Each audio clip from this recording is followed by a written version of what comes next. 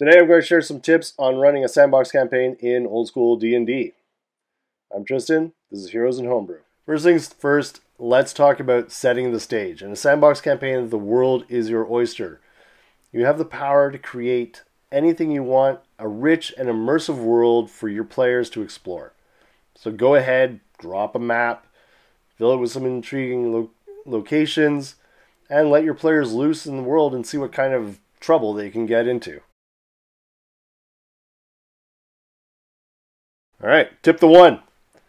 Embrace the chaos. In a sandbox campaign, anything can happen, and it will. You cannot plan for it. And that's the beauty of it.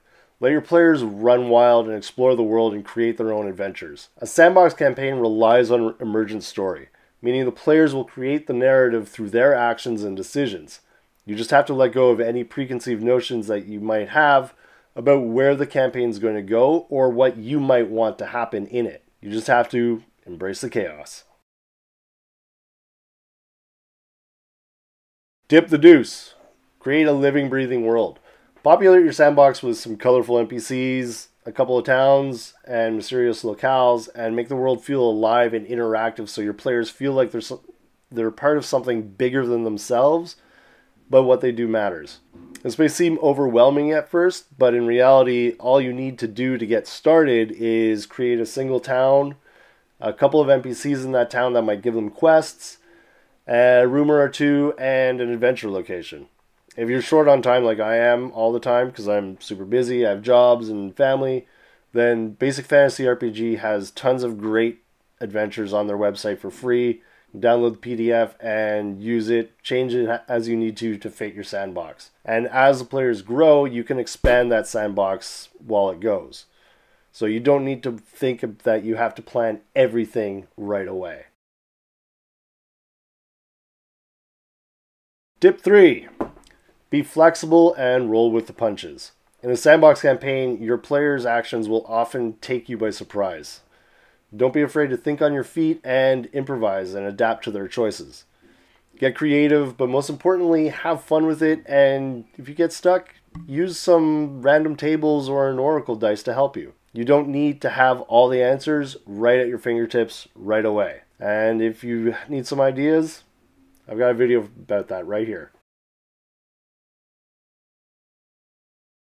Tip 4. Encourage player agency. Give your players the freedom to shape the world around them.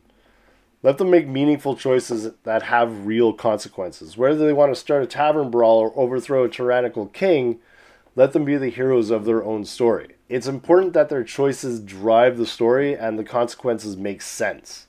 They want to feel like what they're doing is their own story and they're not just being pushed along a particular narrative.